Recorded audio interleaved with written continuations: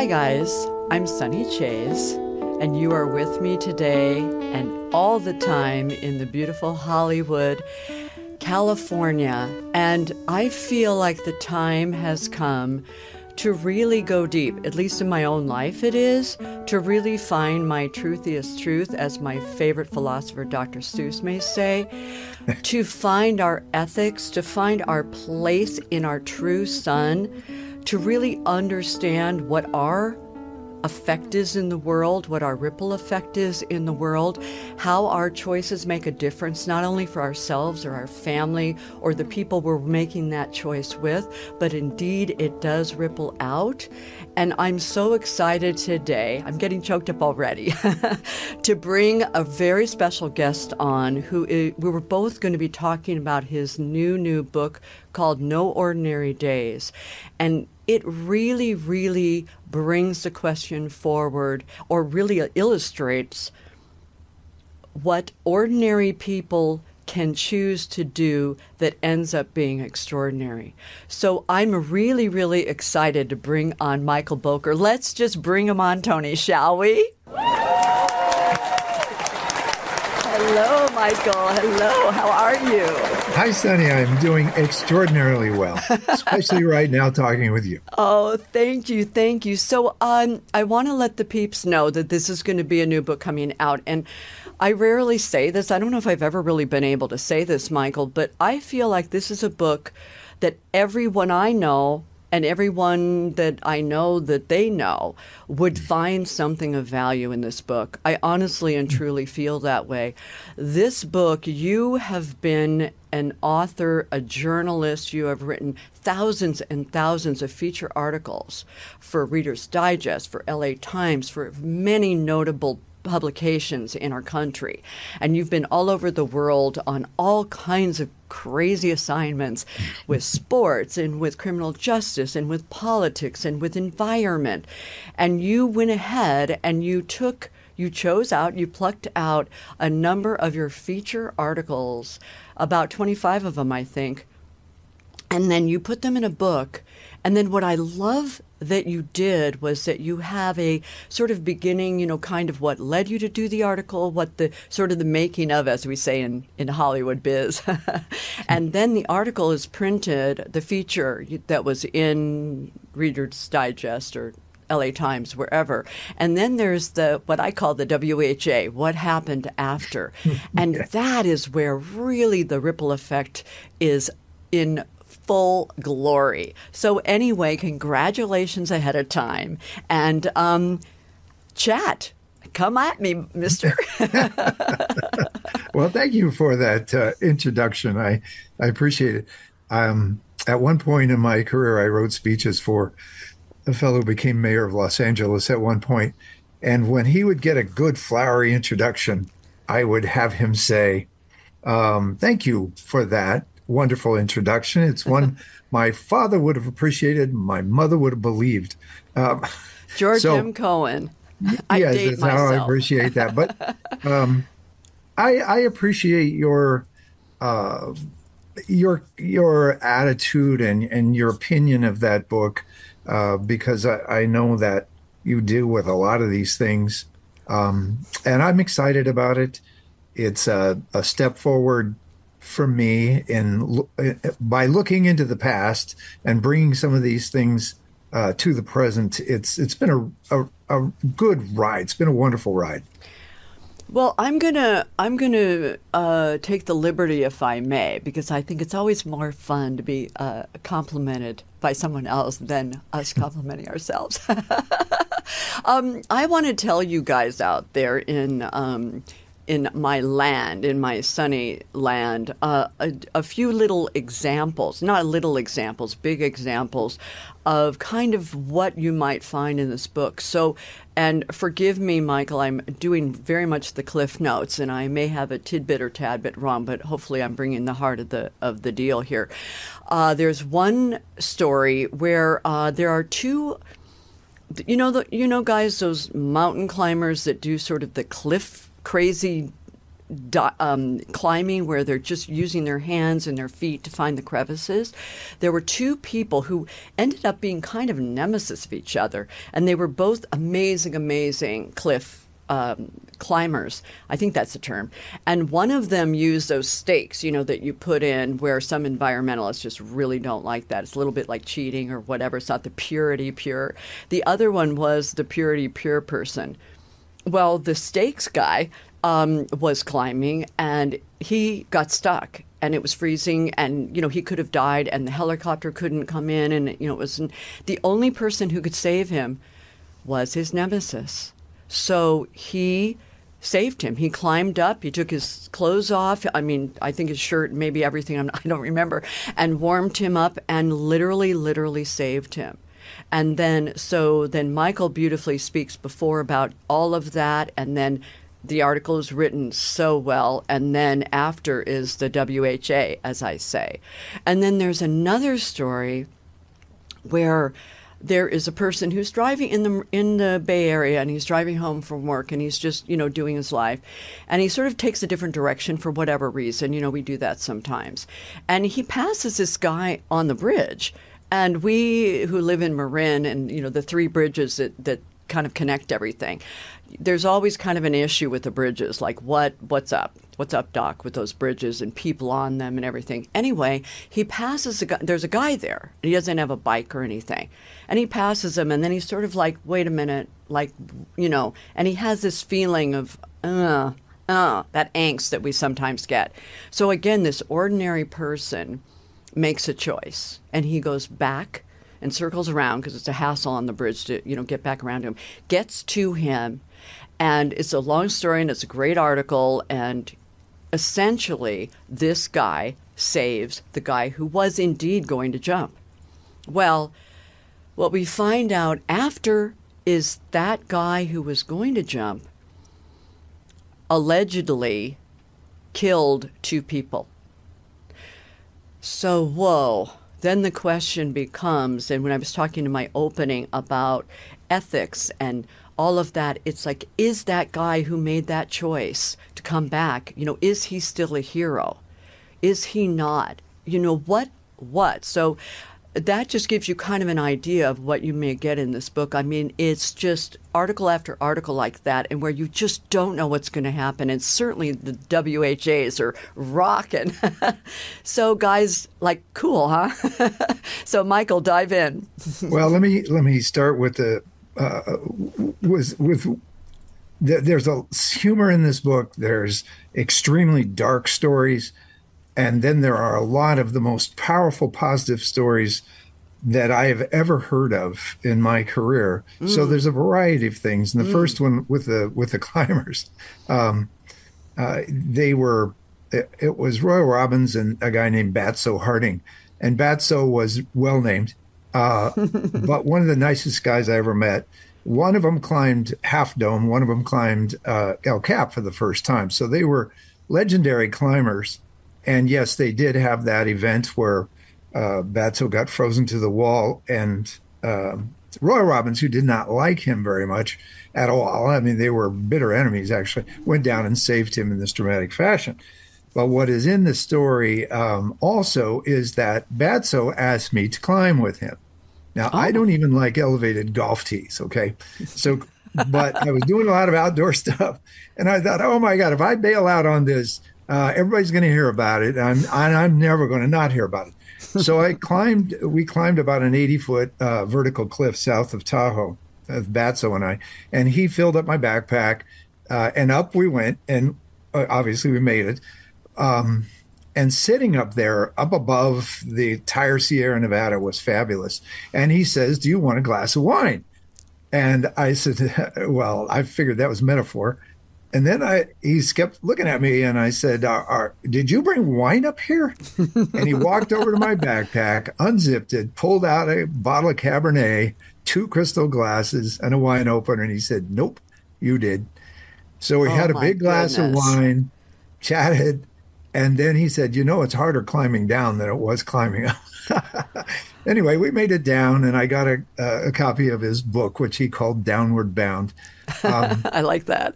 So there are some stories in there like that, but that's the story. The second story you told about a fellow named Reggie saved Charles from committing suicide on the bridge. Charles was a young man who had had a tough life, and it was one of the bravest things I've ever seen. I went out there and I walked out on that ledge of that bridge, which is about 90 feet above a railroad track, and it scared the daylights out of me.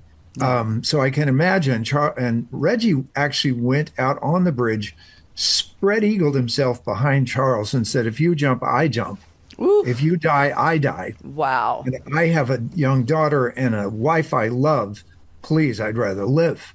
And it took him 40 minutes. And finally, Reggie talked Charles into getting back on the safe side. And so that story went into Reader's Digest and went worldwide. And at the time, Digest had about 200 million readers.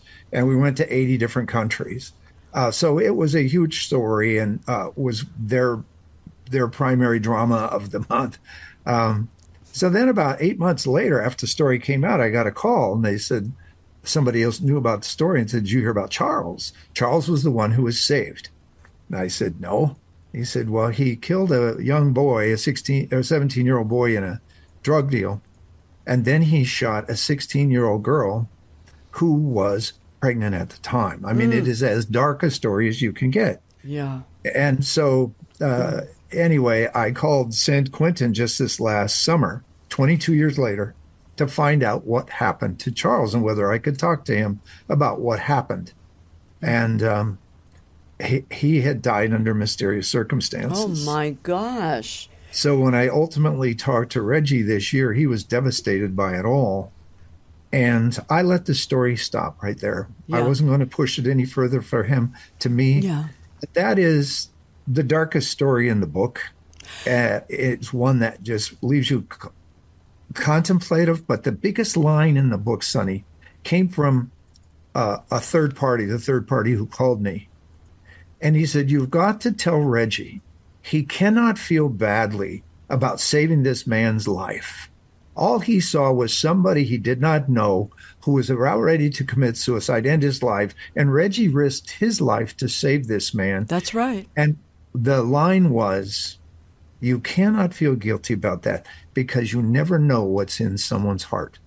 Well, that's right. And again, when we're talking about the ripple effect, the other aspect of that is that, yes, he was a hero. He will always be a hero. And yet that is sort of an ethics question because, again, the ethics questions that come up in, let's say, college and this sort of thing, do you save one person to save 100? Do you know, there are these questions that are asked where we go deep, deep, deep in our soul to know. I'm not even sure there was a question there because we did not know. Well, no, but I'm saying what was in Charles's heart. He seemed to be a man who needed help, and right, Reggie gave at that moment. Mm-hmm. At that moment. Yeah. And then, but then the question is, had Reggie not saved him, would those other two people be alive? And, you know, the whole thing, I mean, we all get it. So, but it's a very deep, you know, again, guys chat about that at, you know, cocktail conversations or whatever, because I think it's really, really, there is no right answer. And that's why, again, with this book, No Ordinary Days, I think is really, really powerful because, I mean, again, I think the actual book should be taught in ethics classes because there are books about criminal justice, there are books about the environment, there are books about the firefighter who saved people. You know, it's really, again, it is those choices that I believe that everyone in the book would be considered, if you want to say, an ordinary person, like not necessarily someone who's trained to be a hero. And yet many, if not all of them, can be thought of as heroes. And so that's why I think it's such an important process that you went through. And it was also over a span of decades, right? Right. The What Happened After section was one of the biggest shocks of my career. I decided to go back and talk with every one of these people, even though some of these stories are 20-some years old, but they're evergreen. They're about human bravery, most of it. Yep. And so the story you were talking about regarding the firefighter is one of my all-time favorites. Me The too. I young love man that named, one. yeah, yeah well, and I love telling it. Um, Go for it. You have the mic. it was a man named Ken Benedict. And Ken was, when he was like, I don't know, 19, 20 years old, back in the 90s, if you remember, he had a few marijuana cigarettes and got busted for it, went to jail for 5 years. Those were the days, right? Mm-hmm. But he began to doubt himself whether he was going to make anything of his life. And he was very down. But he was not a risk, and so they put him on the inmate firefighting group, which California still has. So off he went to fight fires in the summertime in California, and they had a monster grass fire and wildland fire in Malibu, and that's where he was in a house caught fire. And the captain of the fire team said, "Nope, nobody goes in there; it's too dangerous."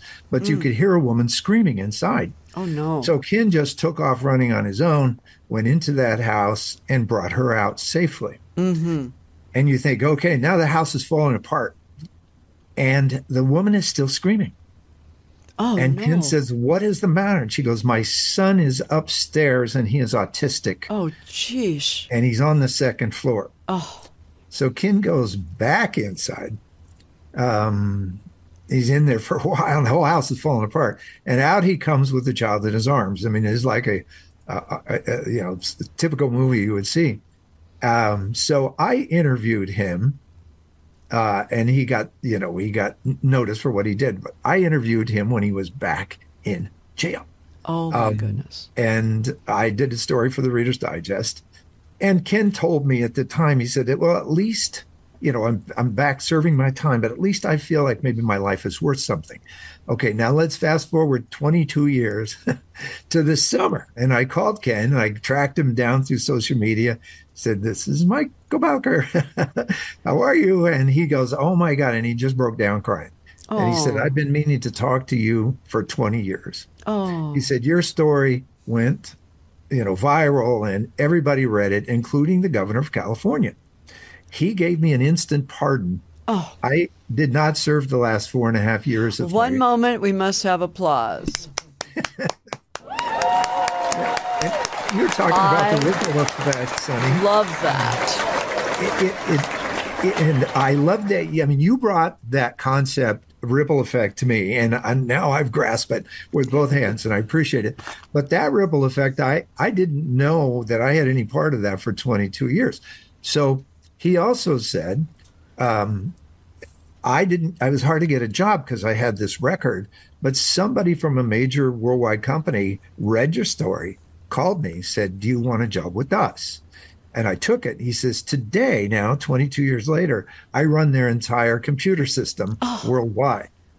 And he said, but best of all, twice a month, I go to schools in Northern California at their request, and I talk to kids about how no matter what's happened in their life, they will always have a second chance to do what he called live a beautiful life. So there you go with that ripple effect that you named. And there are stories that have even a more powerful ripple effect in this book. And I think of all things, that's what I would like to say to journalists around the country. We need to focus more on positive stories like this. It's easy to do negative stories, real easy. But to do positive stories, because they have ripple effects that you may not know about for years, that go on through decades. I've told you the story about the man who saved a million lives. That's still going on, and it was a ripple effect because I did this positive story. But the truth is, Sonny, I was doing it for Reader's Digest because they paid me a lot of money, and I love doing positive stories. Both. Yeah. It was a great combination. But when you find out 20-some years later that these things had the kind of effect you had no clue about, it just it affirms the feeling that you have then and what you have been talking about regarding the ripple effect. Well, the ripple effect, thank you for all of that. And I love that story about the firefighter and then what ended up happening. I just love it. And I would love to have our engineer do applause every other minute here because it's just everything deserves applause, it feels like to me. The concept of the ripple effect also is when you're saying that you got these gigs, you did the work, you're a great writer, they know you are, you're sent out on assignment, all of that, it's for money. Yes, you love it and you enjoy writing. The truth of the matter is, guys, I say to all of you guys out there, is we never know what our ripple effect is. And we never will know all of it. We may know tidbits here and things like that there. And Michael, you were able to find out this and that. But there are many, many ripple effects that happen with these stories that you'll never know about. And it's really true in our lives, too, when we do we make extraordinary choices in our lives, or simple ones, or just a little moment of beauty that makes a difference, and we don't even know because we carry on. We don't know what's in somebody's heart, like you were saying earlier, Michael. That moment when someone's struggling with a bunch of bags and we just open the door for them. That act of kindness, it's just so simple, and maybe we smile at them and just kind of, have a lovely little tidbit of a moment. That kind of thing can last for so long. And then if it's a mom, then that affects their kids that day because the mom's a little more uplifted. Believe me, I know how that can work because I am a mom, as all of you guys know. So that's what I have to say about that, Michael. And again, it is the kind of the act of kindness that we do that is often anonymous. We don't do it for that specific outcome. Cindy, I want to make sure that your viewers that not all of this book is about positive stuff. I mean, one of them, chapter one is about my involvement with the Golden State Killer, right? And so there are some tough stories also in that, but even the Golden State Killer, who I did one of the very first major stories on years and years ago, and then did the story when they finally caught him. But what I did was interview a lot of his victims because he did other things besides murder, and said these are the real heroes. These are people who have dealt with these kinds of things, and they're examples that other people who suffer terrible things in their lives can follow. But one of my favorite stories in this book is about a young woman named Mary, who I found out from a policeman that I knew in San Francisco. He goes, "You gotta get on this story. This is a really cool story about Mary." Mary grew up in what we used to call the projects. You remember they were very low income, tough places. And this project was run by a drug gang, and they were murdering people as well as selling drugs and tough. And then they were bringing in the young kids that lived in the projects to be part of their gang. And she had a 10-year-old and a 12-year-old, and they were being dragged into this. Well, and then she witnessed the gang leader murder somebody right in front of their apartment. So now she had a choice. As you were talking about earlier, we all have choices. She had a choice. Do I turn this guy in and risk the gang's wrath? And the gang's wrath was usually murderous. Mm-hmm. Or do I just let it go? And then probably my kids will be dragged into the gang. So she agonized over this and finally turned him in and testified. And he ended up going to prison. They were put into the witness protection program. Mm-hmm. And I talked to her boys, and I said, what do you want now? And they said, we've never been to Disneyland. And I said, well, let's see what we can do. So I called the people at Disneyland. They gave them 3 free passes for 3 days, gave them 3 nights free hotel at the Disneyland Hotel. Oh, And they called United Airlines. They gave him first class tickets down and back.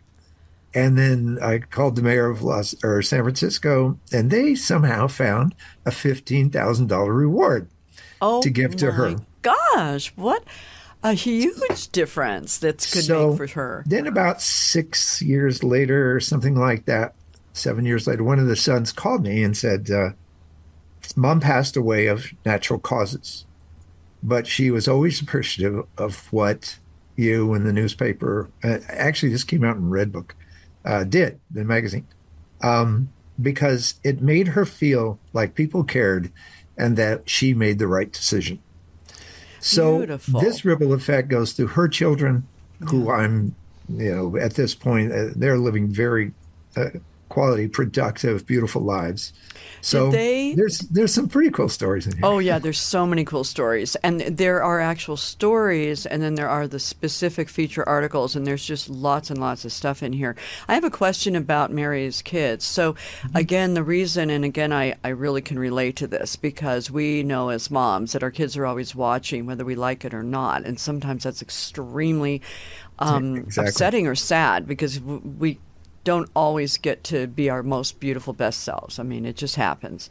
And we do have the opportunity many times to make those choices. And I think a lot of moms do think about that and care about that, and dads, about what example am I setting? What do I let happen? What is the ethical thing to do? What is the authentic, the truthiest truth I can get to in myself, to act from that place, so that when my kids are faced with something where it's a very difficult decision, it's very painful, there are consequences possibly on both sides or 7 sides or whatever, well, they have the strength. Well, they have that memory of their mom reaching for something that seemed completely bonkers, because again, like you said in the story, all the other people in the area, when they were asked and questioned by the police and the whoever, they just sort of put their heads down and didn't rise up and do what she did. So did the kids say to you that it did make a difference to them? Oh, you can tell. Yeah, cool. You can tell from our conversation. Cool. Yeah, it was cool. But I know it, it's just, again, it's the ripple effect. It's like you just know it. Well, and also it's very cool for kids to have their moms honored for their choices. So the trip to Disneyland, it was, fun and great, and they got to do whatever. But what they really got from that is that someone, this gets me, someone was honoring their mom. Someone was hearing their mom, someone was seeing their mom after all of this, and their mom was standing up for them. They were really clear that the mom did this really for them. I mean, she didn't expect anything else.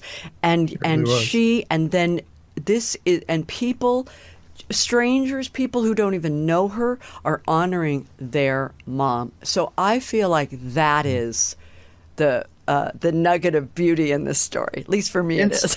Sonny, it's the role that you can play as a journalist. And it's the role I think more journalists should choose to play.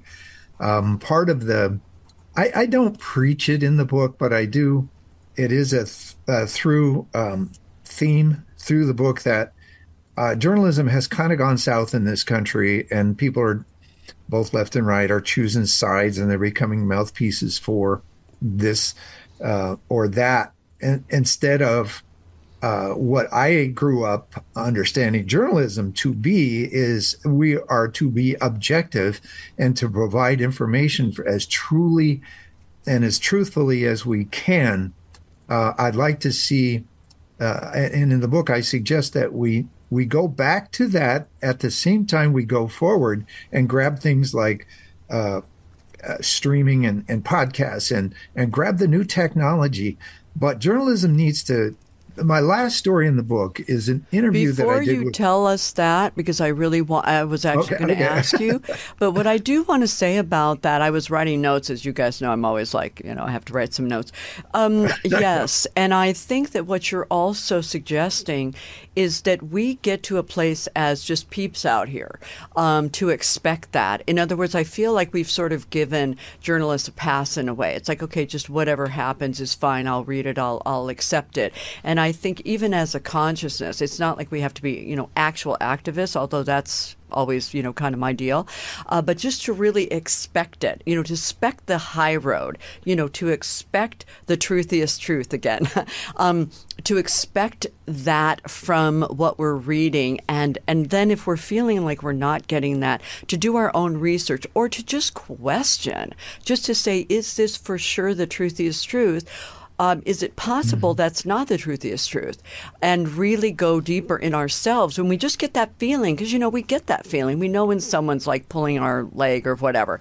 So I want to say that. And I also want to say to a lot of you guys out there who I know are storytellers in whatever way you are, if you're writers, if you're songwriters, if you're singers, if you're however you're using your voice and telling a story, I think in this time and this going forward in our lives, we have the opportunity to really get in there and bring the positive, and not to sound, sweet, but what is, again, I think, to find that place that we find what we really want to say, and to find the positive, and to bring the love, and to bring the magic, and to bring the connection of joy and community in our whatever way we're telling our story.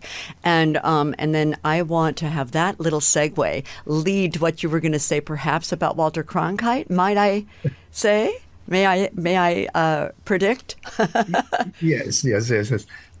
Just before I get there, I do want to say that the way I constructed the book, it was fun. It was like being an architect to some degree. The first part of each chapter is what drew me to the story in the first place. And then the second part is what challenges I had in researching and in writing it. For example, in one story, I had a guy come right to my house when I was up in an apple tree trimming it. And he's standing down there at the bottom of the ladder, pulls a gun out, says, "Get down here right now." And he put it right on my forehead. And turns out that I was doing a favor for his family by doing this story. And once he understood that, I told him to put the blankety blank gun away. Yikes. But there's more than it. This is, there's more in this story, in this book, than stories. It also tells about what issues I had trying to get the information, which was sometimes I love that. And then the story itself I've gotten the rights to print the story itself as it came out in the publication. Yep. And then the what happened after section is after. Do I have a second to tell the biggest? We have actually 2 more minutes, so I just wanted to let you know. I'll tell you the last one then. Okay. About Walter Cronkite. Yes, please do. And again, that's what I love. Again, we in Hollywood love the making of stuff. It's always very fun. So that's what I feel like sort of is the, sort of the beginning, what you had to go through to get the person, to get the interview, to get to the place, all that kind of stuff, which I think is super cool. And then again, the WHA, which is again, what you know of the ripple effect. And then, as I was saying earlier, there's much more. And so I'm going to let you kind of bring us out or finish us off with our Walter Cronkite story. Okay. So the Digest sent me back to New York to do a story on Charles Osgood, but his best friend was Walter Cronkite. So I went into Walter Cronkite's office, and he met me at the door and handed me a glass of bourbon, said, "Come on in, Mike. Put your feet up and let's talk a while." And we did. We talked over several glasses. But essentially, what I want to say about that is that in the 90s, Walter Cronkite was chosen in a national survey as the most trusted man in America. Yes. Okay, a journalist was the trusted man in America. Could that happen today? I don't know, but that should be our goal as journalists, is to get back to that position of trust that Mr. Cronkite, which is what I always called him, had in those days. And the wonderful conversation, very candid conversation I had with Cronkite is in the book. That is so beautiful, and I think that's a great, great wish that we send out. And now as the music churns all around me as I'm saying goodbye, I want to say, Michael Bowker, your book, No Ordinary Days, is absolutely It's fantastic. I really love it. I think it's important for, as I was saying earlier, all people. And I really, really hope that you guys go out and get it. And we have your website, and so we'll be able to, we have his website up, right? We can put that out there for you. And then we're also going to just know that the Truthiest Truth will continue. And guys, until next time, do something great for yourself today that your future self will really, really thank you for. So until next time, this is Sunny Chayes. Love you guys. Bye-bye.